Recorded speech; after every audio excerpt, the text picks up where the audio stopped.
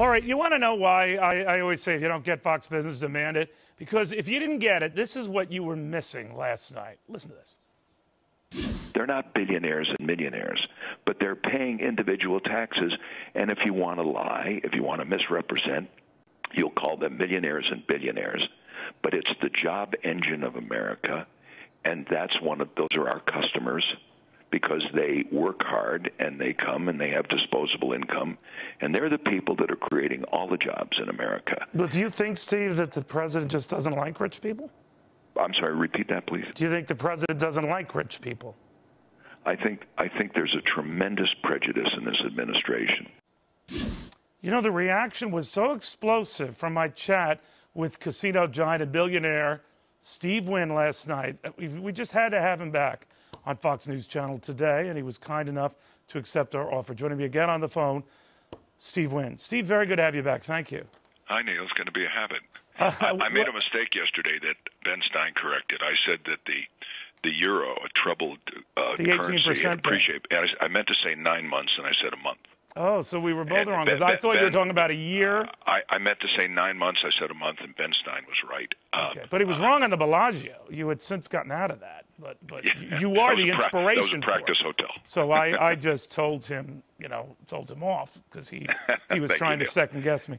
But I'll tell you what got the response that it did, and I've had this in prior interviews with you, but this one stood out, how frank you were about where we stood, because just as Vegas appears to be rebounding, and you said in many ways it is rebounding, you cut to the core what is the problem, the so-called fear factor out there, anxieties, not only in a market where real estate values are still soft, but the costs workers, a lot of them your workers are facing as a result. Could you elaborate on that a little, Steve?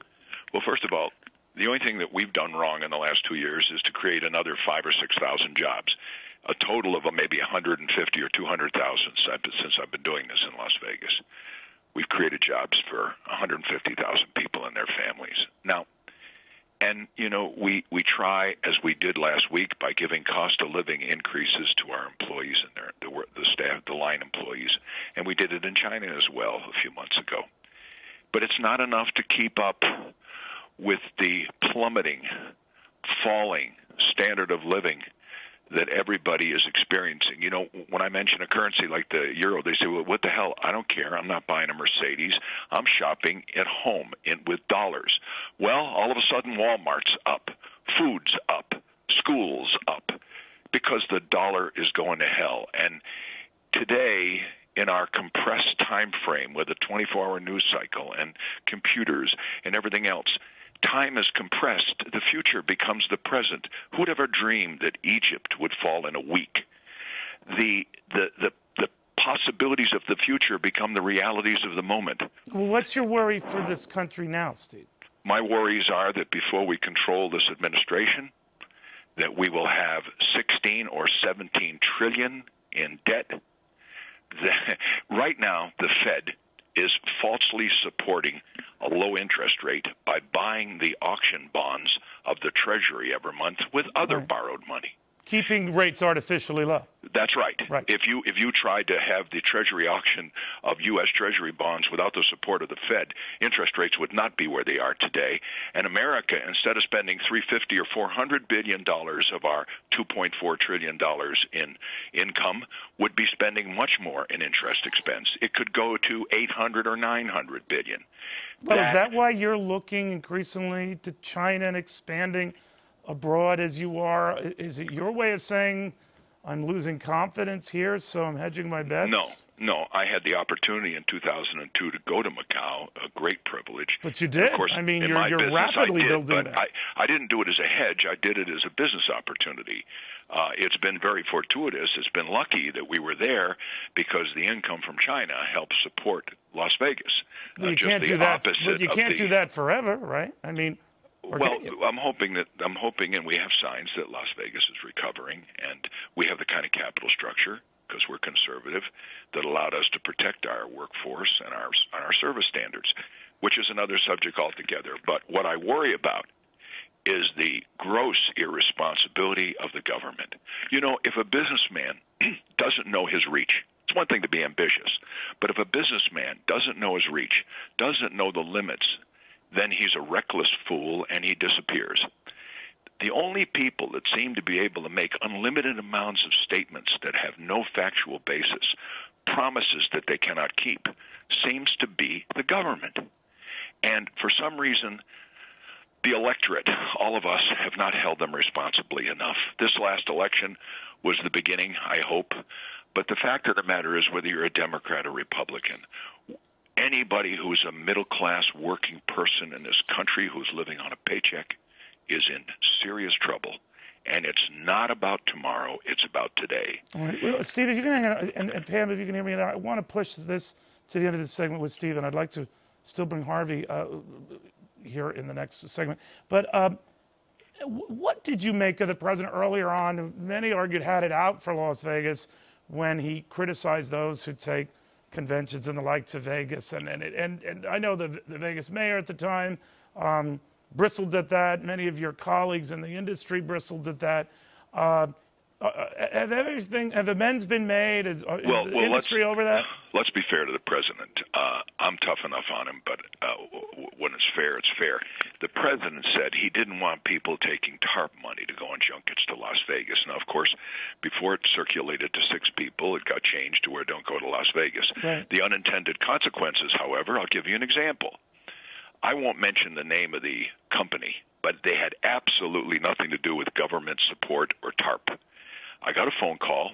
They had a $5.3 million piece of business booked with, hundreds of rooms for a convention. The chairman called and said, "I'm very sorry, but I don't want to appear to be reckless or profligate in view of the president's statement. So we're going to cancel. We're going to pay $3.6 million in the cancellation fee." Now that $5.3 million or $5.4 million worth of room revenue would have probably amounted to $10 or $12 million when you count the food, the beverage, the retail, and all the rest. Now here's a fellow that was intimidated by what he thought the president meant. So when presidents of the United States speak, their words are repeated over and over again, sometimes inaccurately. And so, in this case, I think it was probably unintended consequences, but it was tough on us out here. Do you have any candidate you do like, the presidential crop that you see right now? It's too soon for me.